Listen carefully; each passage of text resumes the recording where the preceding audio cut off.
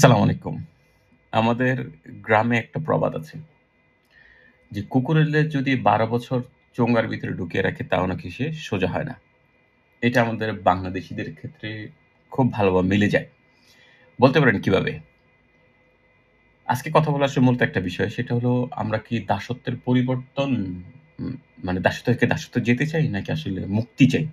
দাসত্ব থেকে মুক্তি চাই। আমরা দাসত্বের পরিবর্তন চাই না দাসত্বের মুক্তি চাই?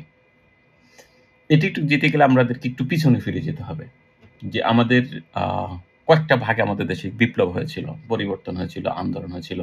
এক হচ্ছে ১৯৭৫, তারপর হচ্ছে আপনার আ ১৯৮০-৮১ দিকে, তারপর হচ্ছে ১৯৯০, ২০০০ বা ২০০১ এ যেটা বলেন না কেন, ২০০৭-৮ এ হয়েছে, তারপর হয়েছে ২০২৪ এ। তো আমরা যদি দেখি আসলে বাংলাদেশী যারা আছেন, তারা আসলে জন্মগতভাবে এদের ভিতরে দাসত্বের রক্ত এদের ভিতরে বহমান আছে। দাসত্বের রক্ত।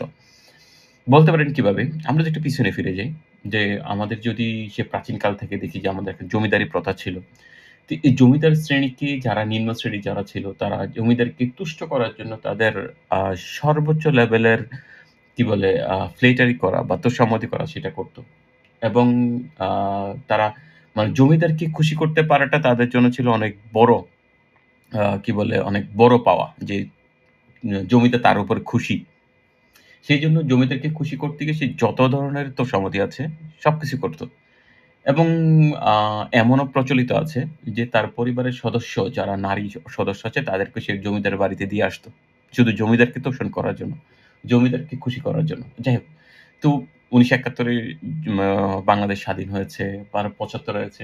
তো ৭৫ এ এসে দেখা গেছে একটা বিপ্লব হয়। একটা মানি পাল্টা বিপ্লব, কু হয় যেটাকে বলে। একেকজন একেকভাবে দেন। আমি সেটা যাচ্ছি না।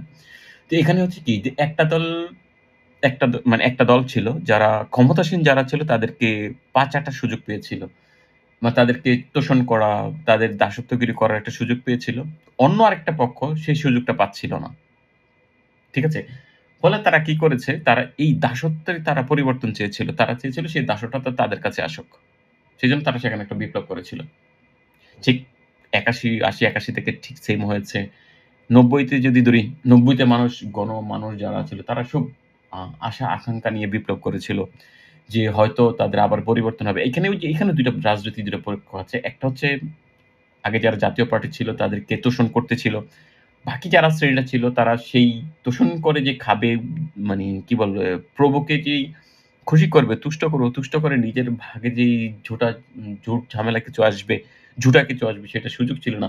ফলে তারা মনে করছে সেই দাসত্বের যদি পতন ঘটে, এই দাসত্ব যদি আমার গ্রুপ যদি যায় তাহলে আমি দাসত্ব করতে পারবো। আমার আবার পকেটে কিছু আসবে। তো এইজন্য কি হচ্ছে? তারা আবার আরেকটা শ্রেণী কি করে? বিপ্লব করে। কি করে? দাসত্ব থেকে দাসত্বের পরিবর্তন। যে আগে একদল দাসত্ব ছিল, দাস ছিল। এখন আরেক দল দাস ক্ষমতায় আসছে। এটা গেল আরেকটা। ৯৬ তে ঠিক সেইম টু সেইম। ২০০১ বা ২০০১ এ সেইম টু সেইম। ২০০৬-৭ এ যেটা হচ্ছে ঠিক সেইম প্যাটার্ন এর সেইম ক্যাটেগরিতে হয়েছে। ইভেন যখন ২০২৪ এ বিপ্লব হয়েছে, ঠিক সেমই হয়েছে। একটা দল আ যারা ক্ষমতায় ছিল তাদেরকে তোষণ করতে পারছিল। তারা তাদের ভাগ-বাঁটোয়ারা বুঝে নিতে পারছিল। আরেকটা দল পায়নি। ফলে তারা সব মিলে আন্দোলন করে জনগণকে বুঝায় যে, "হ্যাঁ, এটা আমাদের আন্দোলন। আমরা তোমাদেরকে মুক্তি দিব।" জনগণ তো ওই মাঝখান দিয়ে যে আছে জমিদার শ্রেণী, মধ্যস্বত্বভোগী, তারপর হচ্ছে কৃষক শ্রেণী। তো এই মধ্যস্বত্বভোগী যারা আছে তারা কি করেছে? ওই উপর শ্রেণী যারা আছে, জমিদার শ্রেণীকে খুশি করার জন্য তাদের দাসত্বে তারা নেমে পড়ে। আর যে মধ্যবিত্ত শ্রেণী আছে তাদের দাসত্ব করেছে নিম্ন শ্রেণী যারা আছে তারা। তো মধ্যবিত্ত যারা শ্রেণী তারা মনে করছে যে উপরের শ্রেণী যারা আছে তারা যদি আমার আমার আমি যাদেরকে মানে আ দাসত্ব করি আমি যারা দাসত্ব করি, সে যদি ক্ষমতায় যায় তাহলে তোমাকে এই সুযোগ দেওয়া হবে। তো সাধারণ মানুষ মনে করেছে কি যে, ইস! এরা যদি ক্ষমতায় আসে তাইলে মনে হয় আমার ভাগ্যের পরিবর্তন হবে।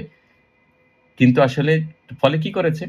যেই নিম্ন শ্রেণী, মধ্যবিত্ত শ্রেণী, উপরে যারা আছে সবাই মিলে এক ছিটে বসে আন্দোলন করেছে। আন্দোলন করে আবার নতুন করে আরেক দলকে ক্ষমতায় দিয়েছে।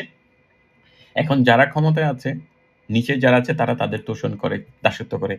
আর নিচের যে সাধারণ মানুষ ছিল সেখানে তারা চিন্তা করে তাদের মধ্যে একটা শ্রেণী তো আছে এই মধ্য শ্রেণীর তোষণ করে, দাসত্ব করে।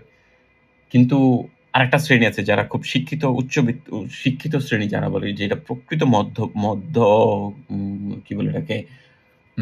মধ্যবিত্ত শ্রেণী যেটাকে বলে আরকি। তারাও ওই তাদের সাথে এক পালে গিয়ে সেখানে আন্দোলন করেছিল। কিন্তু যখন দেখেছে তারা আসলেই এখানে দাসত্বের পরিবর্তন হচ্ছে, আসলে দাসত্ব থেকে মানুষকে মুক্তি দিচ্ছে না, তখন তারা হতাশ হয়ে পড়ে। কিন্তু বাংলাদেশের ইতিহাসে এই দাসত্বটা চলমান আছে। যে চলমান থাকবে কি যতদিন পর্যন্ত এই দেশের মানুষ তার জেনেটিক্স থেকে দাসত্ব পরিবর্তন না আসবে। এখন একটা বলতে পারেন যে আসলে কিভাবে ইয়েতে আছে। যে আমাদের দেশে দেখবেন যে নেতা যায়। নেতার জন্য একদল চেলা তৈরি হয়। তারা তাদের দাসত্ব করে। গিয়ে দেখবেন পা চাটে। চাটতে মোটামুটি জিহ্বা ক্ষয় করে ফেলে। তো সে চলে যায়। গিয়ে নেতার ছেলে আবার নেতা হয়। ওই দাসের ছেলে আবার দাস হয়। সে আবার চাটে। তো দাসের যেই ছেলে আছে নেতা সে চলে যায়। তার ছেলে আবার আসে। ওই দাসের ছেলে আবার আসে। এভাবে এটা চলমান আছে, চলতে থাকবে। তো বাংলাদেশের মানুষেরা আসলে ওই দাসত্বের যেই আমরা যে আন্দোলন করি বা আমাদের যে আন্দোলন হয়েছে মূলত আমরা দাসত্ব থেকে দাসত্বের পরিবর্তন হয়েছে আরকি হয় বা আমরা চাই আরকি। তো আসলে কি আমরা হচ্ছে দাস আমাদের রক্তের ভিতরে যে পূর্বপুরুষদের আমাদের পূর্বপুরুষের যে দাসত্ব যে আমাদের রক্তে রয়ে গেছে, সেটা আসলে আমরা কখনো চেঞ্জ করতে পারিনি, পারব না। তো পৃথিবীতে যতটা জাতি আছে উন্নত হয়েছে, সবার আগে তাকে দাসত্ব ছাড়তে হয়েছে। দাসত্ব ছাড়া পসিবল না।